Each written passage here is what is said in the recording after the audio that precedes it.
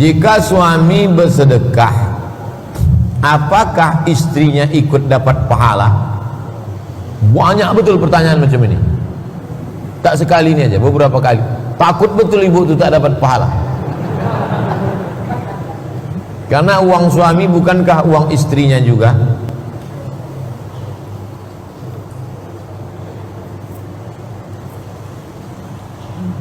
Kalau bapak itu bersedekah, apakah ibu itu dapat pahala? Susah saya menjawab. Bukankah uang bapak itu, kan itu kata dia, bukankah uang suami itu uang istri juga? Pada uang suami itu ada uang istri, tapi pada uang istri tak ada uang. Jelas? Saya ulang sekali lagi. Pada uang bapak ada uang ibu, karena di situ ada nafkah. Tapi pada uang ibu tak ada uang bapak, karena ibu tak wajib menafkahi bapak. Yang wajib menafkahi itu laki-laki apa perempuan? Laki-laki. Makan, pakai, tempat tinggal, pendidikan, perhatian. Itu maka laki-laki dapat harta warisan 2 kali lipat dari perempuan. Karena yang menanggung belanja laki-laki, yang menanggung mahar laki-laki. Bukan Islam itu diskriminatif. Islam itu memuliakan perempuan. Al-mu'minuna wal mu'minat ba'duhum awliya'u ba'd. Mereka saling tolong-menolong. Man amila sholihan min dzakarin, laki-laki, au unsa, perempuan, wa huwa mu'minun, syaratnya beriman, fala nuhyiyannahu hayatan thayyibah, kami akan berikan mereka kehidupan yang baik-baik. Jadi kalau bapak beramal soleh, ibu itu dapat. Kenapa? Karena di dalam harta bapak ada milik ibu yang disebut dengan nafkah. Kalau ibu beramal soleh, apakah dapat bapak? Dapat. Kenapa? Karena ibu adalah tanggung jawab bapak. Kullukum ra'in, si bapak ini pemimpin. Wa kullukum mas'ulun an ra'iyati, si pemimpin ini bertanggung jawab terhadap yang dia pimpin. Itulah enaknya jadi pemimpin. Kata Nabi, aslim taslam. Waktu Nabi ngirim surat kepada Raja Persia, Raja Romawi, aslim taslam. Hai Kaisar, Raja Romawi, kalau kau masuk Islam, kau selamat.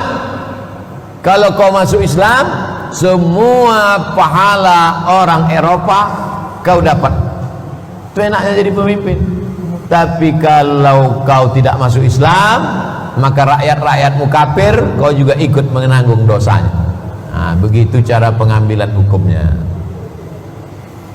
3. Saya mau menikah umur 30 tahun. Orang tua belum juga mengasih izin karena belum bekerja. Tapi mana tahu saya menikah dapat pintu rezeki. Gimana nih Pak Ustadz? Iyakunu fuqara yughnihimullah. Kalau laki-laki itu susah, fakir, Allah akan mencukupkan dia. Walau khataman min hadidin, menikahlah walaupun maharnya hanya cincin besi.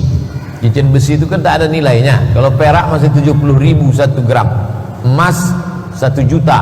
Cincin besi, kata Nabi, iltamis walau khataman min hadidin, carilah walaupun cincin terbuat dari besi. Menikah karena kau berharap kayanya, belum tentu kayanya itu kekal abadi. Hari ini kaya, besok langsung bangkrut.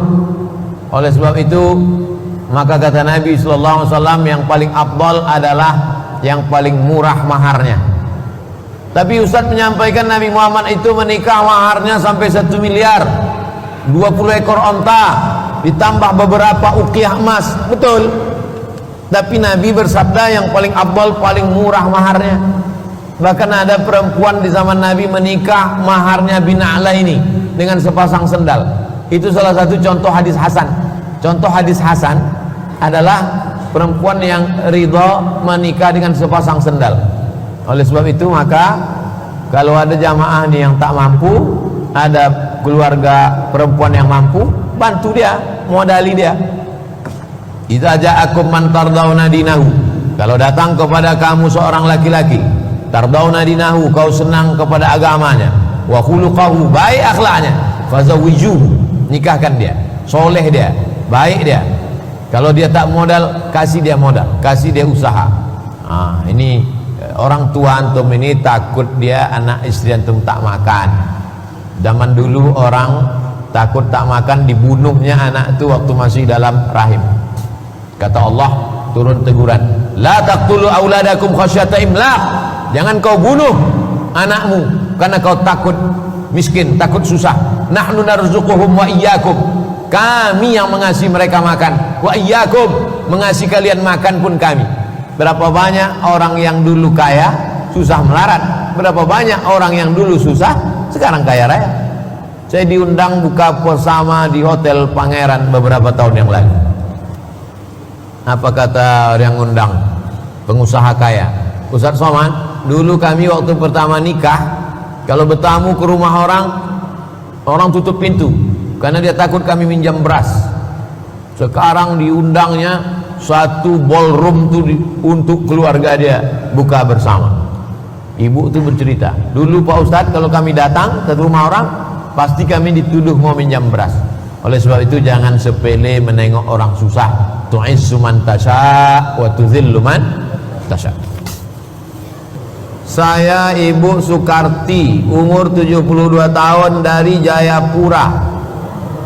Jayapura ini bukan dekat Air Molek, itu Japura.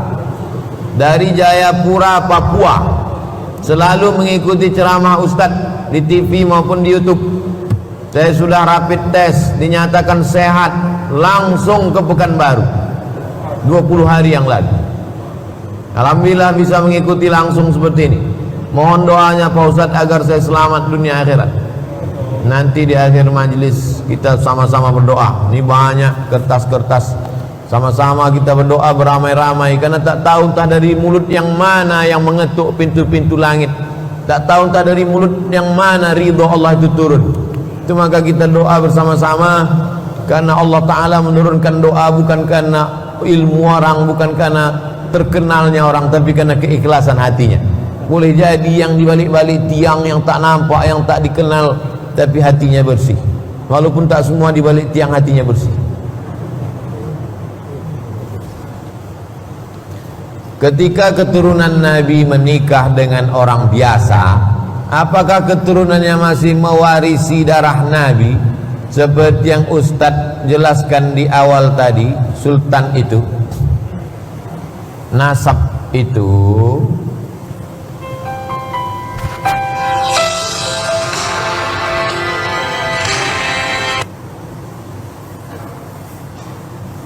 kalau Sayyid menikah dia dengan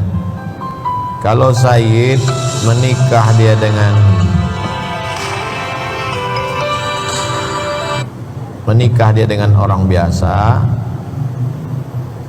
maka dia anak-anaknya itu tetap Sayyid. Tapi kalau Syarifah menikah dia dengan laki-laki yang orang Melayu misalnya, maka anaknya tidak jadi Sayyid. Saya ulang lagi, laki-laki Sayyid yang keturunan Hasan Hussein, bukan nama dia Sayyid. Ada juga Pak Said tidak Sayyid. Laki-laki yang Sayyid, nikah dia bininya Jawa, Batak, Sunda, Melayu, anaknya tetap Sayyid.